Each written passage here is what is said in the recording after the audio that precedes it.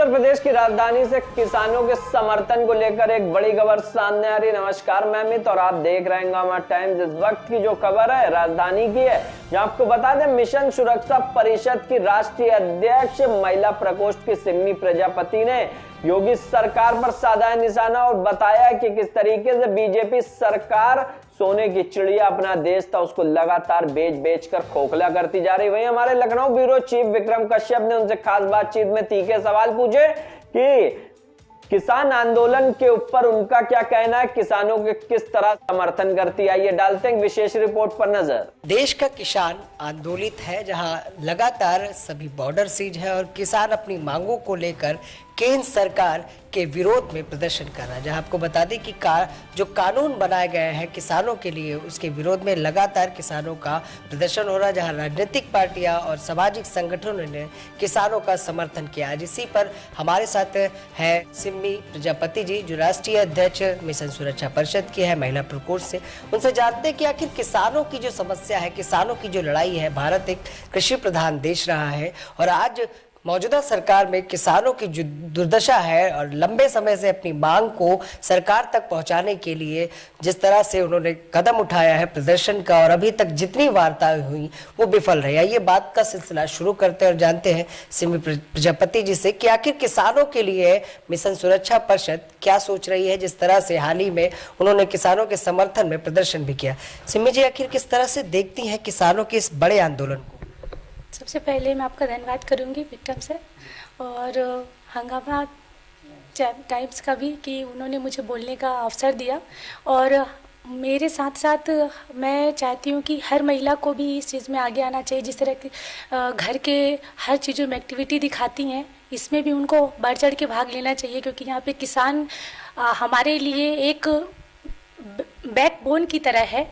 जैसे भारत में आपने बताया कि भारत को एक कृषि प्रधान देश बोलते हैं, ये एकदम सही है। और लाल बहादुर शास्त्री जी ने भी यही चीज़ कहा था, जय जवान जय किसान। तो अगर भारत में विकास की बात की जाए तो किसानों के बिना अर्थव्यवस्था कुछ नहीं है। अगर अर्थव्यवस्था देखी जाए तो इस समय जब से लॉकडाउन का ये सिस्टम चल रहा है, तो जून में आई थिंक मुझे ये कुछ हमारे लोगों को समझ में नहीं आया। राजनीतिक है, सामाजिक संगठन भी सब इसमें लगे हुए हैं कि जून में अध्यादेश जारी करने का ये लॉजिक इसलिए समझ में नहीं आया कि लोग इसमें कोई रोड शो ना करे या कोई इसका विरोध ना करे। जबकि कोई भी अध्यादेश जारी तब किया जाता है जब आपका पूरा सामाजिक और राजनीतिक संगठन सब एक साथ काम कर रहा होता है। ठीक है, अभी जून में ये अध्यादेश अगर जारी किया है तो इसका मतलब ये है कि कुछ ना कुछ आपका जो केंद्र सरकार है इसमें कुछ ना कुछ उनको ऐसा लग रहा है कि हमने गलत किया है, और साथ में उसकी भरपाई उनको करनी पड़ेगी, क्योंकि किसान पूरे बॉर्डर में तब तक तैनात रहेंगे जब तक कि उनके जो अध्यादेश उन्होंने जारी किया है उसको ख़त्म नहीं कर देते। इस तरह से देखते हैं इस कानून को जिसका विरोध किसान कर रहा है, और केंद्र सरकार ये बोल रही है कि जो बिल बना है, जो 3 बिल पास हुए हैं, वो किसानों के हित में है। आखिर किस तरह से उस बिल को आप लोग देख रहे हैं? देखिए, मैं आपसे बोलूँगी कि हमारे किसान भाई तो आपको ही पता होगा और साथ में माननीय प्रधानमंत्री जी को भी पता होगा कि उनके पास और उनकी कंडीशन इतनी दयनीय, जो उनका बिल उन्होंने भंडारण की बात करी है कि किसान भाई जितना चाहे वो भंडार कर सकता है, पर जब अगर वो भंडार करेगा तो वो जो फसल उगाता है 3-4 महीने 5 महीने के बाद जो फसल उगती हैं उन फसल का क्या करेगा।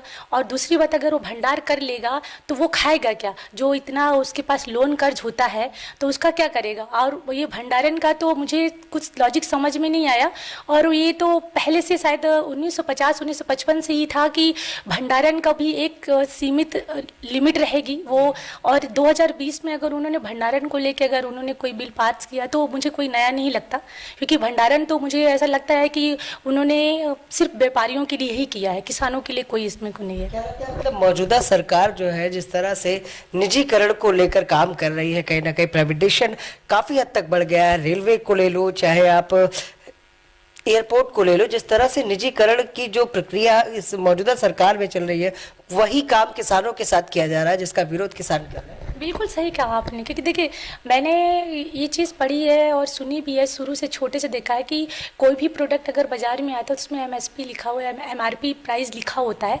एमआरपी जो उसका जो डीलर होता है या जब प्रोडक्ट बनता है वहाँ पे उसका एमआरपी लिखा होता है, ठीक है। तो अगर मान लीजिए, अगर हम ये मान के चलते हैं कि एमएसपी डिसाइड हो जाता है, एमएसपी गवर्नमेंट डिसाइडेड एक वो है प्राइस है, तो अगर वो डिसाइड कर देती है गवर्नमेंट, तो सरकार किसान और सरकार के प्रति जो अभी रुख है वो नहीं होगा, क्योंकि किसान भाइयों को सिर्फ यही एक शक है कि एमएसपी जो है धीरे धीरे ख़त्म हो जाएगा, क्योंकि वो प्राइवेटीकरण किया जा रहा है, निजीकरण किया जा रहा है। जिस तरह से कंपनियां निजीकरण की जा रही हैं, तो ये भी एक निजीकरण तंत्र में चला जाएगा, क्योंकि उनके पास इतना भंडार दोनों है कि अगर मान लीजिए सरकार एमएसपी को हटाती है तो वो फिर मार्केट में उसका रेट पूरा गिर जाएगा, और मार्केट में फिर उसका जो भी प्राइस है उससे सस्ते से सस्ता प्राइस लिया जाएगा। अगर एमएसपी डिसाइड रहेगी तो किसान भाइयों के पास ऑप्शन रहेगा कि वो पे दे।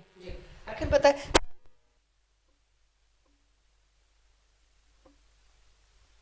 बस लेना चाहिए या नहीं? आपने एक सही क्वेश्चन करा है कि देखिए, अगर मान लीजिए अगर आपने इस बिल को वापस नहीं लिया, तो हो सकता है कि आने वाले टाइम पे ये किसानों के लिए बहुत बड़ा मुद्दा बन जाए, और जो केंद्र सरकार ने इस बिल को पास किया है उस बिल की वजह से उनका राजनीतिक नुकसान भी हो सकता है, क्योंकि कोई भी गवर्नमेंट चुनने का मतलब एक ही उद्देश्य होता है कि उससे सरकार के साथ साथ जनता और किसानों का और जवानों का भला हो। अगर मान लीजिए किसान भाई अगर हमारे खुश नहीं रहेंगे, तो आने वाले टाइम पे जो भी खेती किसानी में जो व्यक्ति विश्वास करता है वो खेती किसानी करना बंद कर देगा। और दूसरी बात, जो आत्मनिर्भरता की बात माननीय नरेंद्र मोदी जी कर रहे हैं, वो आत्मनिर्भर कैसे बनेगा? क्योंकि भारत अगर एक कृषि प्रधान देश है, और लॉकडाउन के बाद अधिकतर जनता जो थी, जो काम धंधे की तलाश में शहर की तरफ से पलायन गांव की तरफ करी है, उसके पास सिर्फ एक ही साधन है, खेती का। आपकी नजर में केंद्र सरकार जिस तरह से बोल रही है आत्मनिर्भर भारत, क्या लगता है आत्मनिर्भर बनाने के लिए जो कदम सरकार उठा रही है वो किस हद तक सही है? मुझे तो लगता है कि आत्मनिर्भर का मतलब ये होता है कि जब किसी व्यक्ति के पास कुछ होगा तब तो आत्मनिर्भर बनेगा। जब उसके पास कुछ हाथ में रहेगा नहीं तो आत्मनिर्भर कैसे बनेगा? जब अगर देखिए, अगर कोई नंगे पैर चल रहा है और उसको बोला जाए कि कांटे पे चलना है तुम्हें, तो कांटे पे कब चलेगा वो? जब उसके पास चप्पल होगी तभी तो चलेगा ना। जब उसके पास चप्पल ही नहीं तो कैसे आत्मनिर्भर बनेगा वो?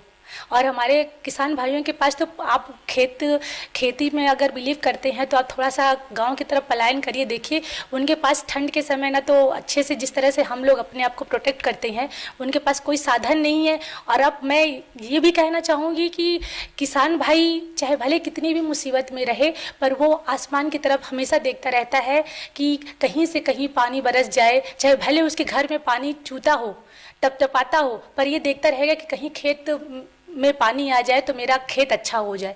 वो कहाँ आत्मनिर्भर की बात करेगा? तो आखिर किसानों के समर्थन में एमएसपी किस तरह से, अगर उनके इस बिल को वापस नहीं लिया गया, उनके प्रदर्शन में जो मांगे हैं उसे पूरी नहीं की गई, तो आखिर आप लोग क्या करेंगे? हम लोगों का सामाजिक संगठन है और हम लोग समाज में हो रहे चाहे किसी तरह का न्याय हो और किसी तरह का शोषण हो, उसमें हम लोग पूरी सहभागिता निभाते हैं। और माननीय गंगाराम अंबेडकर जी के मार्गदर्शन में हम लोगों ने भी जो भी रोड शो किया था उनका सपोर्ट किया था किसान भाइयों का। और आगे भी चल के अगर उनकी मांगे पूरी नहीं की गई या उनका अध्यादेश जो केंद्र सरकार में पारित किया गया है उसे वापस नहीं लिया गया, तो हम आगे भी प्रदर्शन करते रहेंगे। और एमएसपी का ये उद्देश्य है और संगठन भी इसीलिए ही बनाया गया है कि जो भी राजनीतिक पार्टियां, चाहे किसी की भी पार्टी है, अगर वो समाज में हो रहे कुरीतियों का और जो समाज में हो रहे शोषण का, चाहे किसी औरत के साथ हो, चाहे किसी नौजवान के साथ हो, चाहे किसी किसान भाई के साथ हो, अगर किसी के साथ इस तरह से घटना होती है तो हम उनके साथ कंधे से कंधा मिला के चलेंगे। ठीक है। तो ये थी हमारे साथ सिमी प्रजापति, जिन्होंने बताया कि किसानों की समस्या को लेकर जिस तरह से मिशन सुरक्षा परिषद उनकी लड़ाई लड़ने वाला है, और वही उन्होंने बताया कि आखिर जिस तरह से इस कानून को पारित कराया गया है जून में लॉकडाउन के समय, ताकि इसका कोई विरोध ना कर सके। आखिर सवाल यह है कि किस तरह से निजीकरण, प्राइवेटेशन को बढ़ावा जिस तरह से केंद्र सरकार दे रही, जिसके विरोध में लगातार प्रदर्शन हो रहा है, और पिछले 24 दिनों से किसानों का भी प्रदर्शन हो रहा है, लेकिन अभी तक केंद्र सरकार की जो भी वार्ताएं हुई वो विफल रही। देखना यह है कि किसानों की मांग पर आखिर केंद्र सरकार किस तरह का कदम उठाती है, या यूं ही विरोध होता रहेगा। मोहित के साथ मैं विक्रम आपसे इजाजत चाहूंगा।